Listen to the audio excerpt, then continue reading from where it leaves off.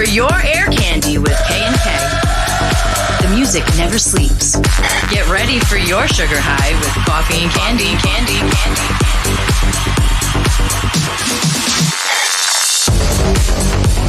Another week, another episode. This is Air Candy. Cisco Kennedy, JC, we're both in the studio. Another great episode we have in store for you today. The music never sleeps.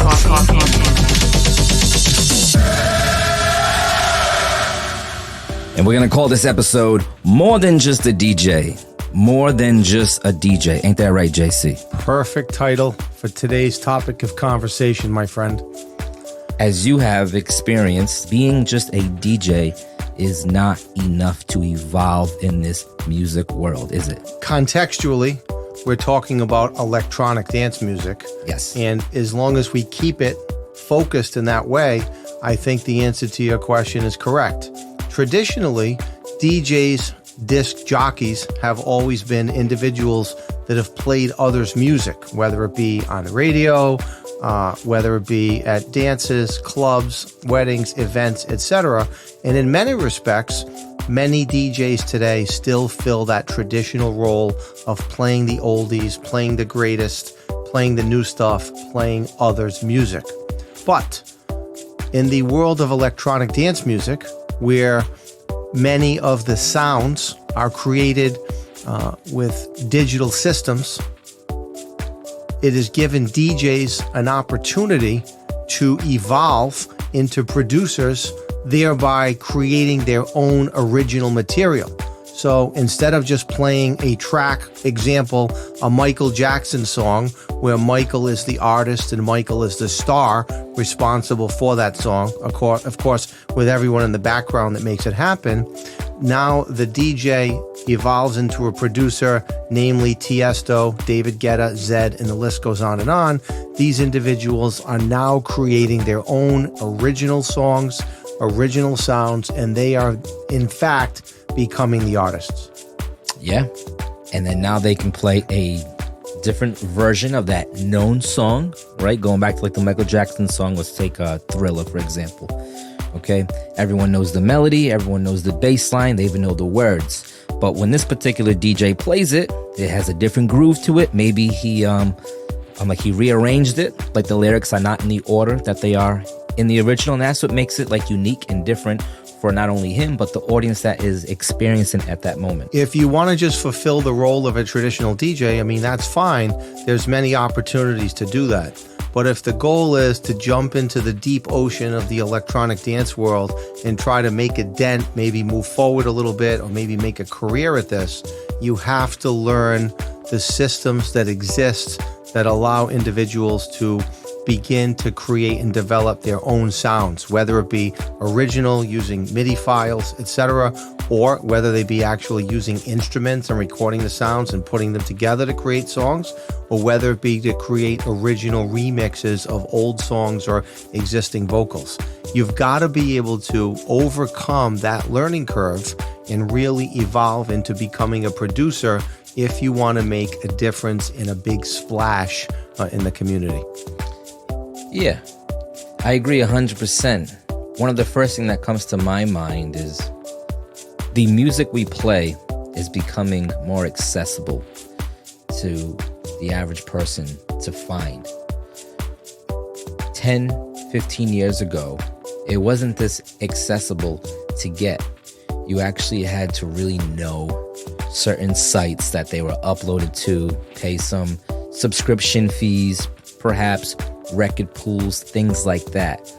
But now, thanks to apps like Instagram and TikTok, people can upload little samples of their mixes and people saying, wow, that version's amazing. How can I get my hands on that? And then there's a link where you can go to, like, directly. Anyone can. You don't even have to be a DJ to access this material anymore. Before, you actually had to be a DJ, and if you wanted like the promo only or the X mix or like the monthly like series that would go out to radio, you actually had to prove that you were a business working disc jockey in either a radio station or a company or some sort of an entity, the average person couldn't get their hands on an extended mix 20 years ago. I totally hear where you're coming from, and I'm just trying to think of some analogies to sort of make my point and hammer it home. I think that technology today is leveling the playing field for competition. And let me see if I can try to articulate this. Think of it this way. As a lawyer, my competition has access to the same libraries that I have, and they have access to the same electronic search engines, things like Westlaw and LexisNexis, and there are many more. And some of my competition, some are better oral advocates and better writers than others, and that allows sort of the better advocate to shine or outwork the other. But in terms of access to information, the playing field is leveled. And I think the same has happened with music. Perhaps 20 years ago, you had a connection with the record label and you got the release of the new track that hasn't been released to radios yet, or some new hot remix that hasn't been released yet. And, you know, through your connection, you're playing those songs at the local parties and the local clubs, and everyone's thinking, oh shit, Cisco's got the hottest stuff. Where's he getting this? We can't find it anywhere. That's exactly how it used to happen. But now everybody has access to the same stuff, whether it be original releases, remixes, flips, mashups, whatever.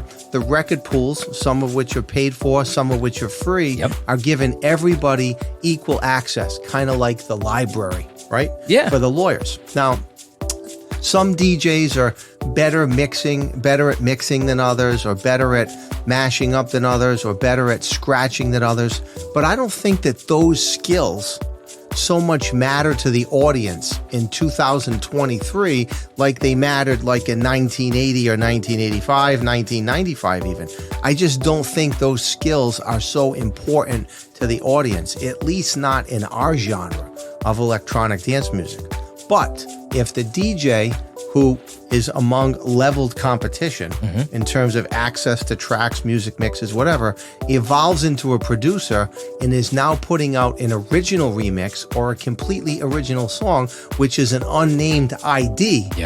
Game changer. Now that DJ gets to be able to pull out ahead of the pack in the rat race and gain some attention.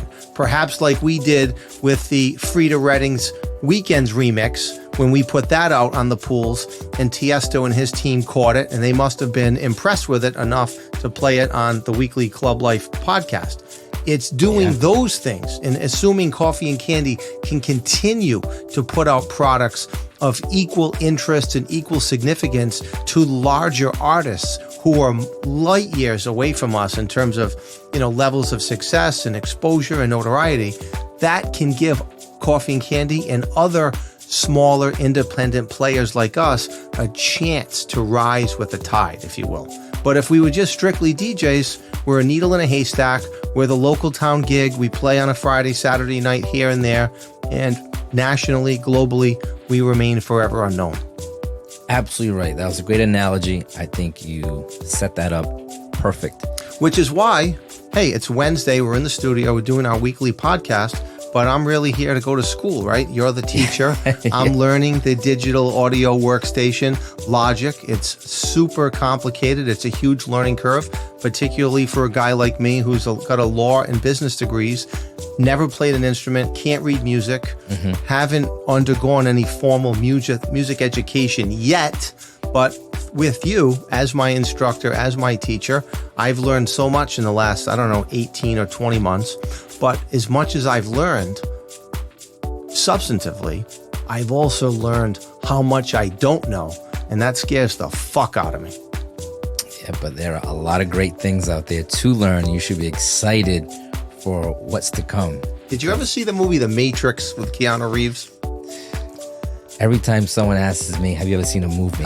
Here we go. 99% of the chances, no, I haven't. No, I've seen The Matrix. Have I watched it in its entirety from start to finish? No.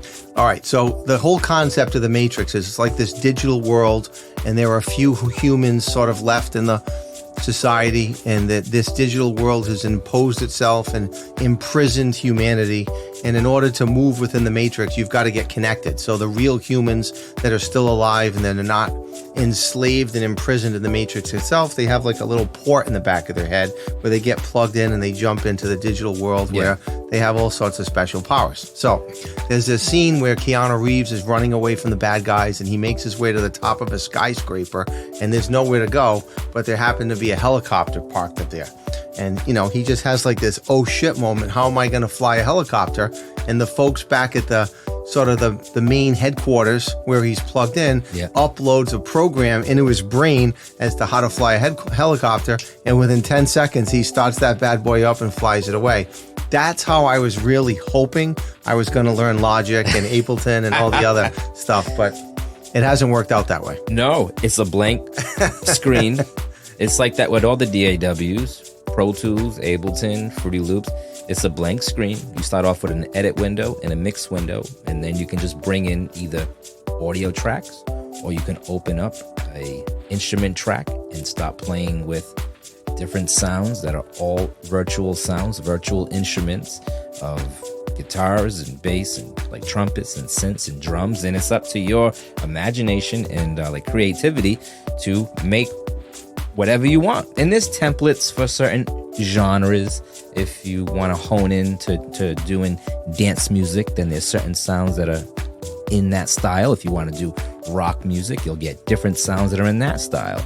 There's some starting points, but yeah, it's definitely all in a manual mode. There's no automatic there. Well, I mean, listen, you have to know what the different sounds are. And what you got to start off with the basics. Like we had a little conversation last week about, you know, the definition of drums. And you defined for me that drums consist of kicks, snares, hi-hats, cymbals, toms.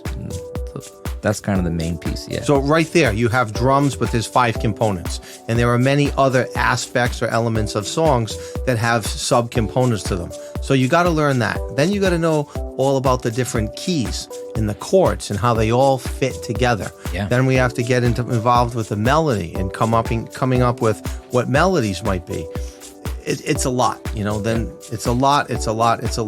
But the people that evolve into being producers, whether through formal education, which I hope to obtain one day, or on the job training, which I'm getting from you, evolving into a producer means, in my view, that you have a potential future in the electronic dance music industry. If you're not willing to take on that challenge, then you have to understand that you're limiting your ability to grow and progress forward in this industry, and you're only going to be just a DJ. Even James Hype, right, who now is coming out with some original songs, was still using his production skills to make his own edits, to make the small files that he uses to stutter the vocal. Yeah. Even James Hype has evolved from a DJ who absolutely crushes the CDJ decks to now putting out a lot of his own individual and unique tracks. And this is a great example. And now live, when he is DJing, he's adding a sequence on like drum machine to his set. So like he took away that 4th deck or the 1st deck because he keeps on the far left, and he has that first, and then the CDJ, the mixer, and 2 more CDJs. So he's doing a lot more performance pads in his live performance. And that, I think, is a pretty good indicator that he has strong production skills, because the average DJ who's rolling through the record crate or through the song file and picking out tracks and matching keys and BPMs in order to blend and transition from song to song isn't likely to have the skill set necessary to perform a beat sequence live on stage and inject that into an existing mix of perhaps 1, 2, 3, or 4 separate tracks. So that's a strong indicator that he has very good production skills. Yeah, I was actually going over something like similar with someone the other day, asking me to take a bunch of songs and kind of mix them together. Now, like, you know that if you have 2 songs loaded on the decks and one has a tempo of 124 and the other one has a tempo of 126, and you want to now beat match those 2, all you simply do is Like you go to one of them, the one that has like the 126, and say you just take your tempo fader and you go down to match it for 124. It's simple. It takes 1 second with like your hand. If you want to like beat match like 2 songs in a digital like audio Logic, workstation. in Logic, for example, there's a few more steps. You got to load the audio track. You got to analyze it, find out the tempo. Then you have to go to the time and tempo, and now you have to change one of them, match it up, put it back on grid, and then hopefully at that point you have it locked in. There's maybe some dead space in the beginning. You got to cut off. There's so many more steps when you get to the studio production world than in the live DJ world. Well, that just goes to show that it's a huge learning curve. And, you know, I don't want to drop names, but over the last year, I've encountered a lot of different DJs from different states, different walks of life, guys that are a lot older than me, folks that are younger than me. And, you know, 90% of them don't really know shit about production. They don't. They think they do, but they really don't. And if it was that easy, a lot of people would be hitting the stars in this industry. And the bottom line is, not a lot of people are, and that's because it's really hard. You got to be creative. You got to work your ass off day in and day out. You have to come up with unique sounds that are going to pass copyright scrutiny, right? Yep. And you have to understand about production. You have to become sort of a mini sound engineer. It's very frustrating. Some days I want to like kill you because of all the steps that you put me through. But listen, live DJing is fun, but it has incredible limitations. The sky's the limit in the software if you know what you're doing.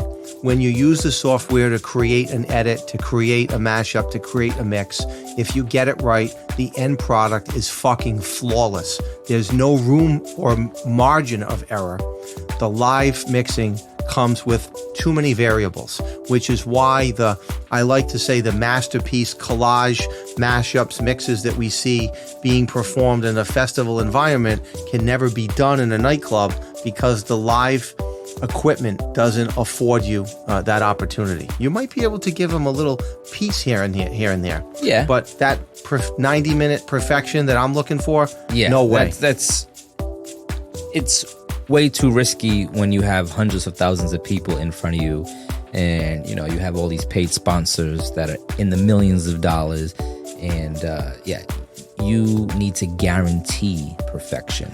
Somebody once criticized Deadmau5 some years back, and criticizing the fact that a lot of the mixing was, you know, as some people like to say, pre-recorded, but really pre-made and then played in a live setting. And someone was criticizing him for that. It came up in an interview. I read it in a magazine. It might have been like the Rolling Stone or something. But his response was, I shine in the studio where a producer ought to shine. I'm not trying to shine as a live DJ because what I'm doing cannot be done live. And a lot of people don't even know what that statement means. Mm-hmm. And they can't possibly know what it means until they roll up their sleeves, take off their shoes and socks, and jump feet first into the ocean of digital music production. Yeah. And by the way, where I'm currently drowning and could use a life preserver. I'm going to bring you back to the shallow end. But what is your favorite part about learning the production side so far? Because last week we actually made a whole remix, like you and I together. You were actually taking the lead on it, and I was just kind of on the mouse pad, kind of putting everything together. But you actually like produced that whole remix, even though you might have not played everything. But you were saying, hey, I want this piece. I like that sound. Okay, have that go. Loop that 8 bars with those drums. Keep those drums going. Yep, keep them going, keep them going. And now those vocals, I need this vocal to copy again. We need it longer. So, like, you're getting into it. I'm getting into it, and I'm enjoying it because I'm starting to learn. Well, first of all, I came to the realization that production is where the rubber meets the road. I mean, I don't want to be disrespectful to anyone out there who's making a living DJing, but frankly, any fucking monkey can be a DJ. That's my opinion, and I think it's frankly true. The technology today has made it so fucking easy. Yep. Back in the day when I was a student or a follower or a a protege of DJ Davey D, I couldn't beat match. I just couldn't do it. And David did it so flawlessly with the vinyl and the Technique 1200s. He had the ear, just like Kevin and Lapine or DJ Dupe has the ear, O'Sheen has the ear. I got two ears, but I can't hear the music to beat match. Maybe someday I'll get there. The technology makes this available for dummies. It tells you the key, it tells you the BPM, you adjust the tempos, you don't need to know where to drop it in. The wave file pretty much tells you press button here. It's super duper easy, okay? It is super duper hard. It's almost like two ends of the spectrum. It's really easy to be a DJ. It's really hard to be a producer. There's nowhere in the middle. So once I realized that, I started to apply myself with the software and sort of dive into it. I'm not looking to just be a local gigs DJ to play some tracks here and there on the weekend and get my jollies off. I really want to make a contribution to this industry, even if it means I never make a penny doing it. I want to make a contribution. I want to be respected by my peers, and I'd like to evolve. Same thing with the law practice. Look, I could just say, hey, I'm going to do DUIs for my whole career. A lot of my buddies do that. 3 to 5 cases a week, a few grand a pop. The file's 5, 6, 10 pages each. They open and close in a month. It's brainless work. But no, I chase the bigger cases, the white collar stuff, the murders, the sex assault, the federal drug cases, because they're challenging. I want to use my brain. I want to think. I want to be better than my peers. Same here with the music world. I'm diving into the software because I now realize that's where the rubber meets the road. That's how people evolve in this industry, and that's how they make significant contributions. So I had a great time last week working together in synergy, Coffee and Candy, on the JM On and On remix. And I hope that when he gets it, he likes it. I hope when the folks at BPM on Sirius Satellite get it, they like it, and it makes it into the rotation. Yeah. But I got a question for you now. Ask away. You always say I'm the ideas man. I come up with the great ideas.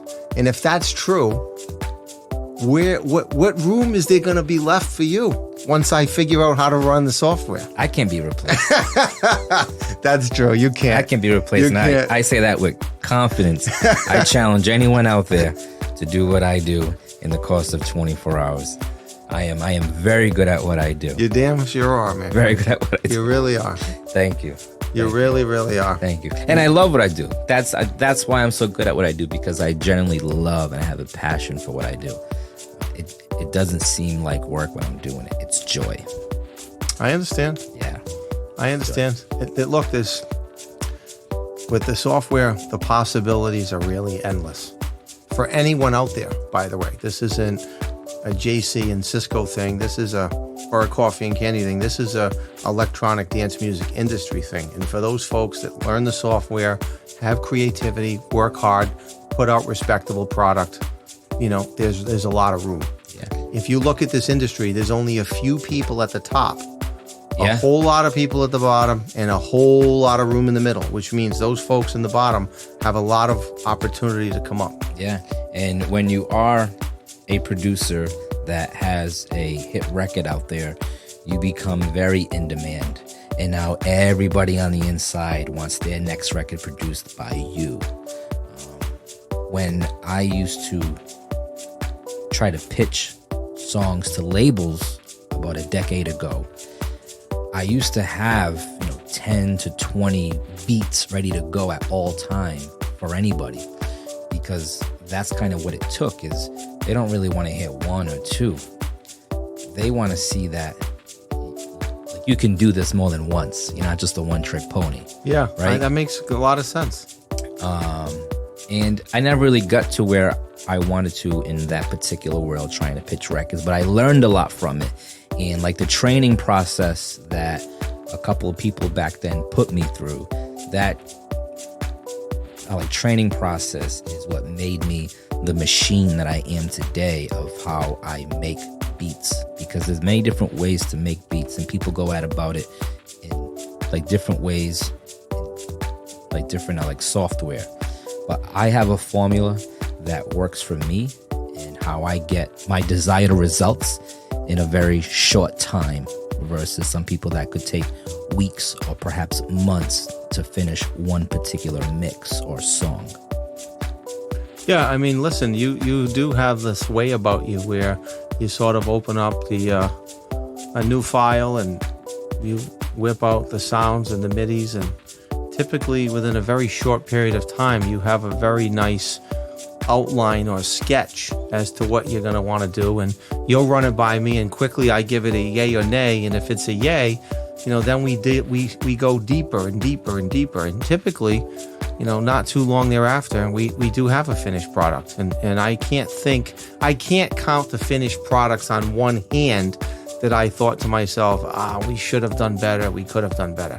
All the finished products, for the most part, 95, 96% of them that we've put out, I think that, they're very strong, very solid. It's just a matter of marketing them, right? It's like, hey, you made all this great music. Yeah. Now we need to figure out a way to bring it to the ears of the world so everybody else can hear Coffee and Candy and perhaps enjoy what we enjoy and share that experience. Yeah. And that's how you grow sort of the music brand. Mm-hmm. That's the hard part, actually. That's another challenge. It's not only, hey, you got to run the software, you got to put out a great product, because you might have the best song, objectively the best track in all of history. But if you can't get it out there to the masses, no one's ever going to enjoy it but you. True. It was actually Davey D that once told me, put the music out as often as possible. Don't sit on it for a year. And there was once a few records I sent him, and he's like, how come these aren't out? I said, I don't know, they're not ready yet. I'm waiting on a few more so I can kind of put out a whole album, maybe 10 at a time. And he's like, who the fuck does that anymore? This song's great, it needs to be heard. Get it out there. If it sits in your hard drive for months and months and months, no one's gonna hear it. And then to you, you're just gonna kind of be done with it, because it's now you've been hearing it for so long that you're tired of it, but the world hasn't heard it yet. Sure. Finish the song and just put it out. Just put it out. And that's what I've been trying to do with the Coffee Candy stuff, is obviously there has to be, some guidance of, a standard. I'm not just going to put out anything, but we've been trying to put out something, if not once a week, at least once every other week, just to stay consistent. Sure. Whether it is an original or it is a remix or it is just a quick little mashup, it's just being consistent. I agree, because at the end of the day, the folks that are on the record pools that are downloading tracks are typically visiting the site weekly, every other week. Some crazies are there every day. Some are there monthly. But the bottom line is, as they scroll through, they're going to recognize things like, oh, that's a Guetta track, that's Tiesto, that's a Rihanna track, that's a Dua Lipa track. But then they'll start to see the remixers, people that are putting up consistent remixes time and time and time again. And just like we follow some of those folks, we're not going to plug them here today, but we follow certain remixers, and when we see their name on something, we immediately click on it, say, hey, what do they put out today? Yeah. And I'm sure there are people out there that have already started to do that with Coffee and Candy.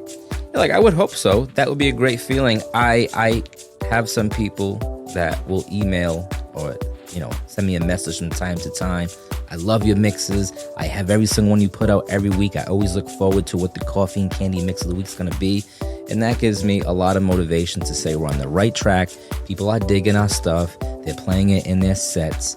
And that's half the battle right there. It is. And that's a free and easy way to put the music out there. Yeah. I think what the next step for Coffee and Candy is, we have to come up with a financed or a paid, digital marketing / social media marketing campaign, so that we can put the tracks out there on these platforms and start to target other audiences or populations of folks that are not in Rhode Island, not Connecticut, not Mass, but maybe, on the West Coast, maybe folks down south in the Miami community, Vegas, LA, Chicago, bigger markets where we know that there are lots of electronic music crowds. And then if that begins to develop traction and the marketing's going well, we can augment it and start to target locations in other countries. Yeah. Because if we build up the following with the music, that means the following are fans of the music.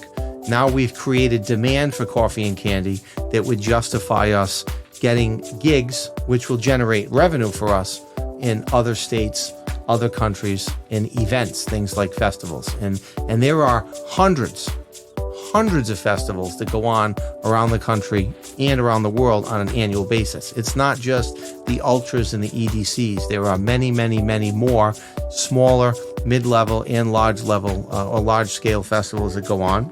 And by developing the fan base, that generating a demand, that's what's going to get us the invitations to play at these places.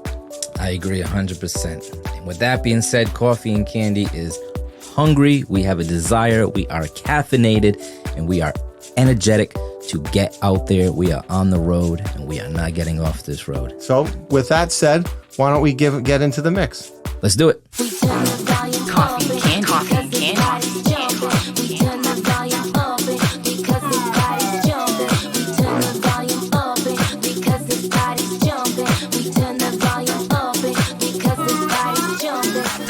Coffee, candy, candy.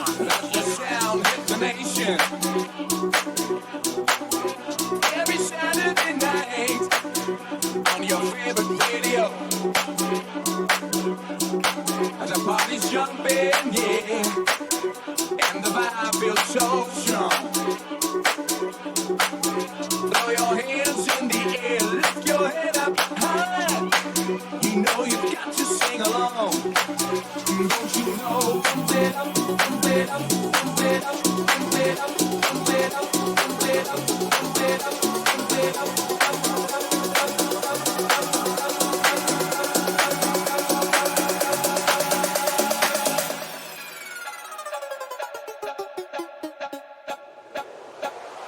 One, two, bring the action.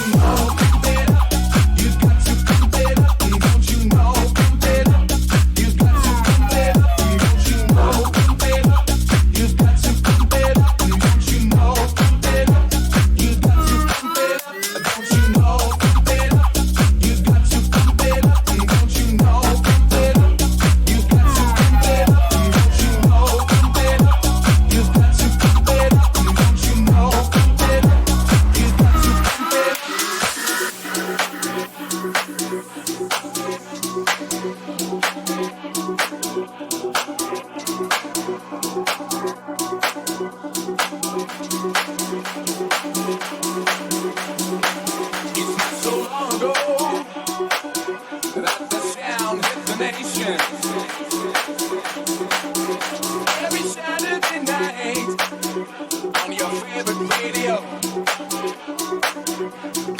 and the party's jumping, yeah, and the vibe feels so strong. Throw your hands in the air, lift your head up high. You know you've got to sing along. Don't you know? Pump it up, pump it up, pump it up, pump it up, pump it up, pump it up, pump it up, pump it up.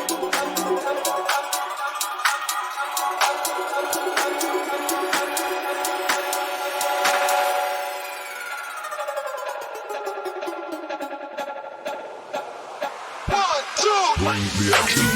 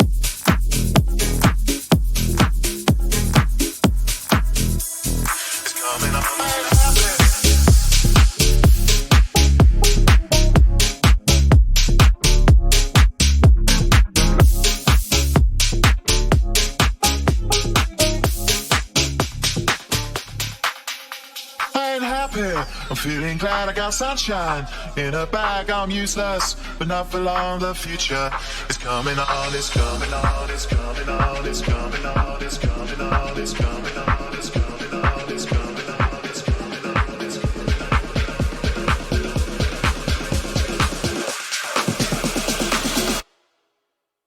I ain't happy. I'm feeling glad I got sunshine in a bag. I'm useless, but not for long. The future is coming on. I ain't happy. I'm feeling glad I got sunshine in a bag. I'm useless, but not for long. The future is coming on. I ain't happy.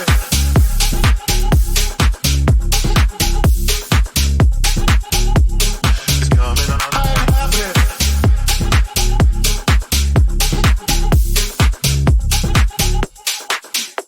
I ain't happy. I'm feeling glad I got sunshine in a bag. I'm useless, but not for long. The future is coming on. I ain't happy. I'm feeling glad I got sunshine in a bag. I'm useless, but not for long. The future. I ain't happy. I'm feeling glad I got sunshine in a bag. I'm useless, but not for long. The future is coming on. I ain't happy. I'm feeling glad I got sunshine in a bag. I'm useless, but not for long. The future is coming on. It's coming on. It's coming on. It's coming on. It's coming on. It's coming on. It's coming on. It's coming on. It's coming on.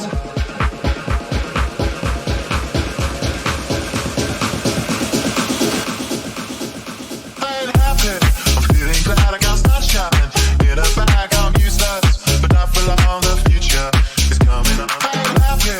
I'm feeling glad I got sunshine in a bag. I'm useless, but not for long. The future is coming on. I ain't happy.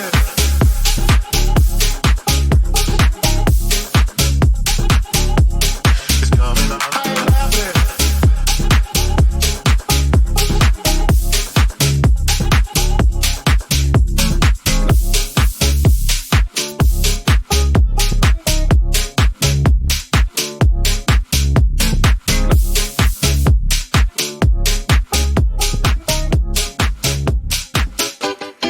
Coffee and candy. Coffee and candy.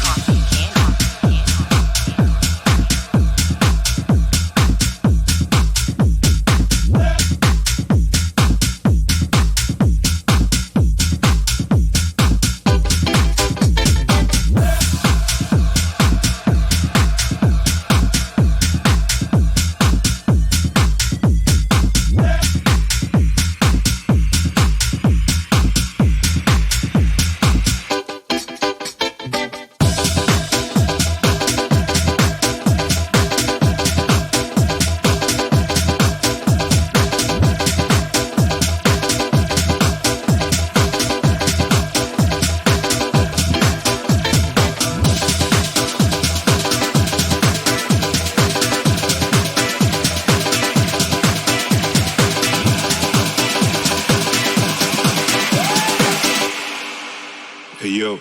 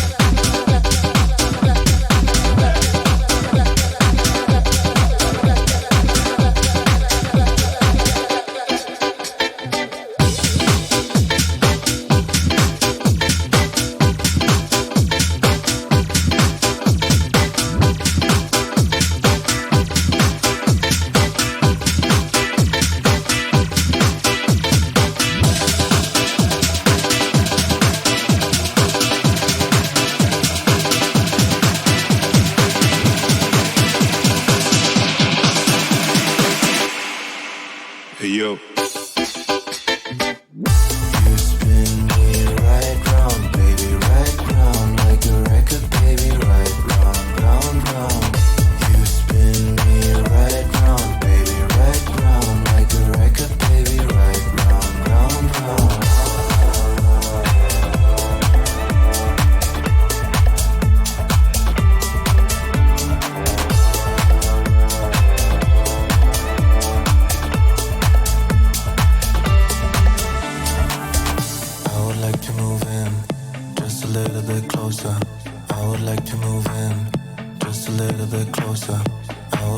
moving. Just a little bit, a little bit, a little bit, a little bit, just a little bit closer. You spin me right round, baby, right round, like a record, baby, right round, round, round. You spin me right round, baby, right round, like a record, baby, right round, round, round.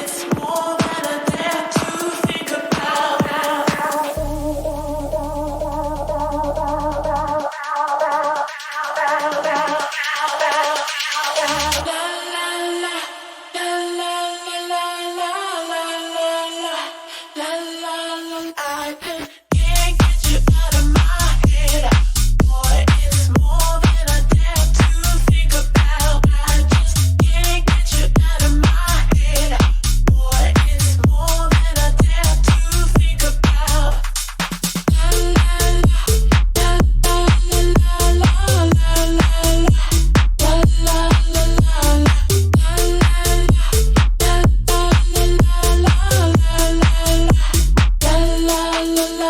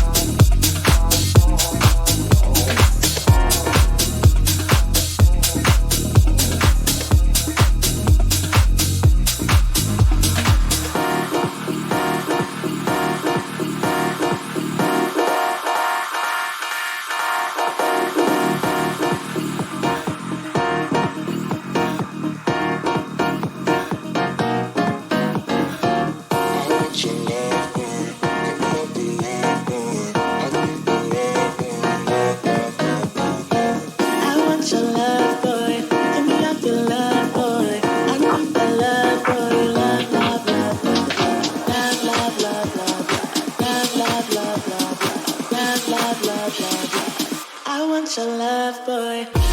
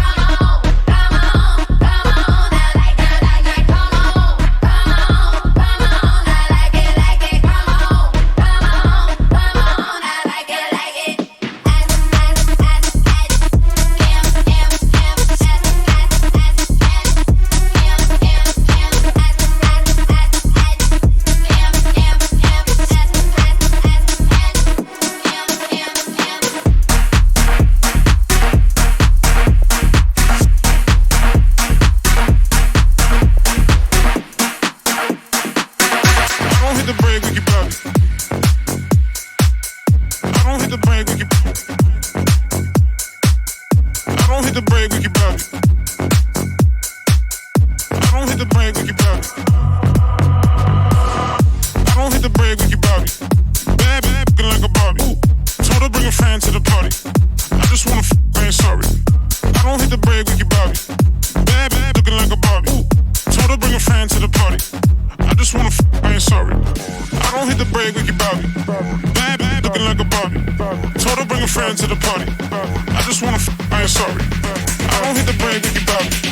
Bad, bad, looking like a Barbie. Told her bring a friend to the party.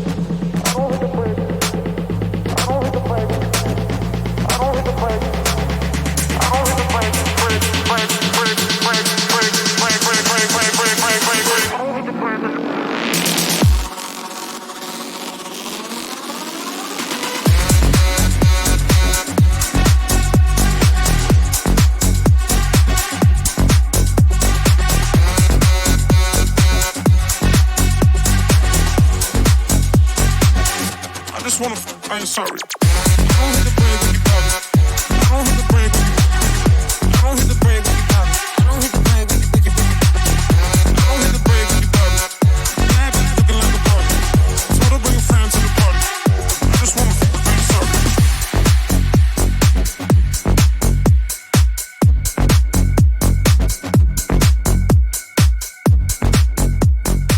You're tuned in with Coffee and Candy.